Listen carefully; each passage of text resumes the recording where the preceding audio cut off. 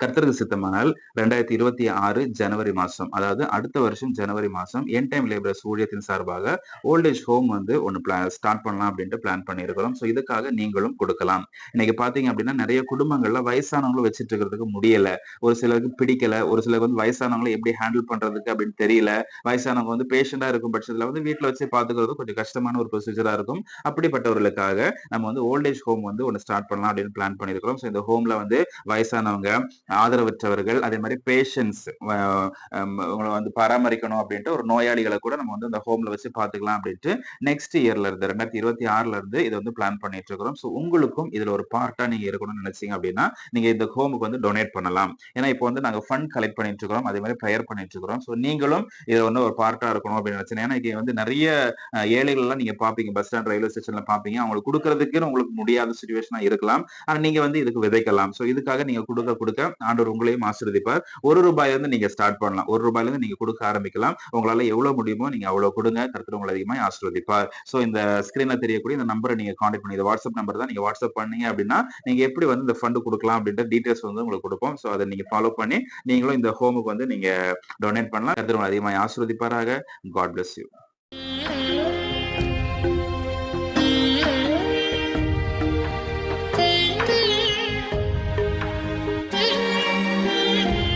நீதிமொழிகள் 19:25. பரியாசக்காரனை அடி, அப்பொழுது பேதை எச்சரிக்கப்படுவான். புத்திமானை கடிந்து கொள், அவன் அறிவுள்ளவன் ஆவான். இங்க வசனம் சொல்லுது, புத்திமானை கடிந்து கொள், அவன் அறிவுள்ளவன் ஆவான் அப்படின்ட்டு. புத்திமானை ஏன் கடிந்து கொள்ளணும்? ஒரு கேள்வி வருதுல நம்மளுக்கு. புத்திமான்னா அவன் ஞானம் உள்ளவன், அவன் அறிவு இருக்கிறவன் தானே, அப்ப அறிவா தானே நடந்துக்குவான், புத்தியா தானே நடந்துக்குவான். அவன் ஏன் கடிந்து கொள்ளணும் அப்படிங்கும்போது ஒரு ஒரு ஒரு ஒரு பழமொழி ஒண்ணு சொல்லுவாங்க, சுடர் விளக்காயினும் தூண்டுகோல் அவசியமே அப்படின்ட்டு. அது நல்லா எரிஞ்சுக்கிட்டு இருந்தாலும் அது ஒரு டைம் வரும்போது அந்த திரி வந்து வெளியே நீட்டிட்டு இருக்கும். அந்த நீட்டிட்டு இருக்கிற திரி கொஞ்சம் கொஞ்சம் கருகி உள்ள வரும்போது, கொஞ்சம் தாரும்போது நிறைய திரி உள்ள இருக்குது. எங்க எண்ணெய்க்குள்ள நிறைய பெரிய நூல் மாதிரி பெரிய திரி இருக்கும். ஆனா அது வெளியே இழுத்து விடணும், அதுக்கு ஒரு ஆள் வேணும். அப்ப திரிதாங்க நல்லா தான் எரிஞ்சுட்டு இருக்குது. அப்புறமேட்டு என்னங்க அப்படின்னா அது எரிஞ்சிட்டு தான் இருக்குது. கொஞ்ச நேரத்துல அது கொஞ்சம் டவுன் ஆயிடும். அதுக்கப்புறம் அந்த திரியை கொஞ்சம் வெளியே இழுத்து விடுறதுக்கு ஒரு ஆள் வேணும். அது யாரா இருந்தாலும் பரவாயில்ல. சோ அந்த ஆள் வந்து அதை இழுத்து விடும்பொழுது அது இன்னும் கொஞ்சம் பிரகாசமா எரியும். சோ இதே மாதிரி தான் இந்த வசனமும் சொல்லுது, புத்திமானை கடிந்து கொள், அவன் அறிவுள்ளவன் ஆவான். அவன்கிட்ட அறிவு இருக்குது, இல்லாம கிடையாது.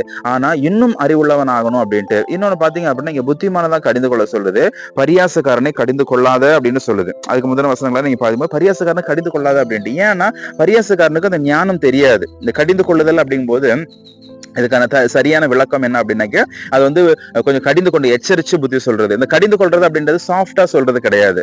சாஃப்டானக்கு ரொம்ப அன்பா பேசுறது கிடையாது. இது வந்து கடிந்து கொள்றது முடியும் கொஞ்சம் திட்டுறது, கொஞ்சம் ஹார்ஷா பேசி அவங்களை திட்டி புத்தி சொல்றது அந்த கடிந்து கொள்றது அப்படின்றது. இன்னைக்கு நிறைய பேருக்கு வந்து அந்த கடிந்து கொள்றது பிடிக்க மாட்டேங்குது. அன்பா சொன்னீங்கன்னா நல்லா இருக்குமே, கொஞ்சம் பொறுமையா சொன்னீங்கன்னா நல்லா இருக்குமே, ஏன் இவ்வளவு கோபமா பேசுறீங்க, ஏன் இவ்வளவு கடிந்து கொள் அப்படின்னு கேட்கறாங்க. பட் இந்த வசனம் என்ன சொல்லுதுன்னா, இன்னைக்கு பரியாசக்காரனை தான் கடிந்து கொள்ளுதல் பிடிக்காது, அவனை தான் கடிந்து கொள்ளுதல் வந்து ஏத்துக்க மாட்டாங்க.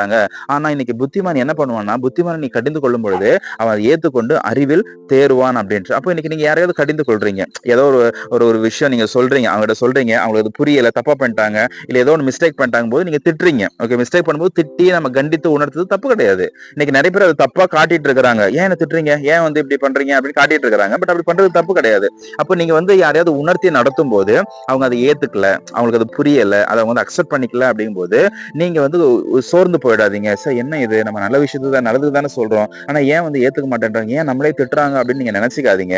இன்னைக்கு என்ன வசனம் சொல்லுதுன்னா, புத்திமானை நீ கடிச்சுக்கிட்டுனா அவன் வந்து அறிவில் தேருவான், பரியாசக்காரனை கடிந்து கொள்ளாதே, அவன் வந்து அதை கேட்க மாட்டான் அப்படின்னு சொல்லுது. அப்போ இன்னைக்கு நீங்க யாரு திட்டுறீங்களோ அவன் வந்து திரும்ப திட்டுறாங்க, நீங்க திட்டுறவங்க வந்து உங்களை கண்டுக்காம விட்டாங்க, நீங்க திட்டுறவங்க வந்து திரும்ப உங்களுக்கு எதிர்த்து பேசுறாங்க அப்படின்ற மாதிரி இருந்துச்சு அப்படின்னா நீங்க பிக்ஸ் பண்ணிக்கலாம், அவன் பரியாசக்காரன், அவனை இனிமேல் திட்டக்கூடாது, இனிமேல் வந்து அவன்கிட்ட வச்சுக்க கூடாது அப்படின்ட்டு. அப்ப யாருங்க புத்திசாலி தான் நீங்க திட்டணும் அப்படின்ட்டு. அப்ப நமக்கு தோணும்ல, புத்திசாலி எதுக்கு திட்டணும், புத்திசாலிட்ட அன்பா சொன்னா போதும், ஏன் திட்டணும் அப்படின்னா, நீங்க புத்திசாலியா இருந்தாலும் சரி பரியாசக்காரனா இருந்தாலும் சரி அவனை கடிந்து கொண்டு புத்தி சொல்றது நல்லது. புத்தி சொல்லும் போது கொஞ்சம் கடிஞ்சு கொண்டது நல்ல, தப்பு கிடையாது. அன்பா சொல்லக்கூடியவங்களும் இருக்கிறாங்க. ஆனா நீங்க வந்து கடிந்து கொண்டு புத்தி சொல்றது வந்து எனக்கு நிறைய பேர் வந்து அக்யூஸ் பண்றாங்க, ஏன் கடிந்து கொண்டு புத்தி சொல்றீங்க, ஏன் வந்து அன்பா சொல்லக்கூடாது, ஏன் பொறுமையா சொல்லக்கூடாதா, நீங்க ரொம்ப வந்து கோவப்படுற மாதிரி இருக்குது. இன்னைக்கு நிறைய ஊழியக்காரங்க, ஒரு மோசஸ் அப்படின்ட்டு ஒரு ஊழியக்காரர் இருந்தாரு. அந்த ஊழியக்காரர் வந்து ஒரு நாள் அவர் வந்து அவருடைய எக்ஸ்பீரியன்ஸ் ஷேர் பண்ணும்போது சொல்றாரு, அவர் வந்து எப்பவுமே நான் நிறைய மெசேஜ் பார்த்திருக்கிறேன். அந்த மோசஸ் அப்படின்ற அந்த ஊழியக்காரருடைய மெசேஜ் வந்து நிறைய பார்த்திருக்கிறேன். அவர் எப்பவுமே திட்டிகிட்டே தான் இருப்பாரு. ஏன் மொபைல் போனை சர்ச்சில் யூஸ் பண்ணிட்டு இருக்கிறீங்க, என்ன ஃபேண்ட் போட்டிருக்கிறீங்க, என்ன ட்ரெஸ் போட்டிருக்கிறீங்க, என்ன அப்படின்ட்டு ஏதோ திட்டிகிட்டே தான் இருப்பாரு. அப்போ ஒருத்தர் வந்து சொன்னாங்களா, ஏன் பாஸ்டர் நீங்க திட்டிகிட்டே இருக்கிறீங்க, கொஞ்சம் அன்பா பேசலாம்ல, வசனமே சொல்லுது, பைபிளே சொல்லுது அன்பா போதிக்கணும், அன்பா பேசலாம்ல அப்படின்னு சொல்லும்பொழுது, ஓ அப்படியா, சரி சரி அப்படின்ட்டு அன்பா பேசலாமே அப்படின்ட்டு அவர் அன்பை காட்டுறதுக்காக ஒரு நாள் அவர் வந்து மெசேஜ் ப்ரிப்பேர் பண்ணியிருக்கிறாரு. என்ன, கலங்காதே திகையாதே அப்படி சம்திங், ஒரு அன்பான உங்கள் துக்கம் சந்தோஷமாய் மாறும், உங்கள் இருதயம் கலங்க, அந்த மாதிரி ஒரு சில வசனங்கள்லாம் எடுத்து வச்சுட்டு அவர் நின்று பேசுறாரு.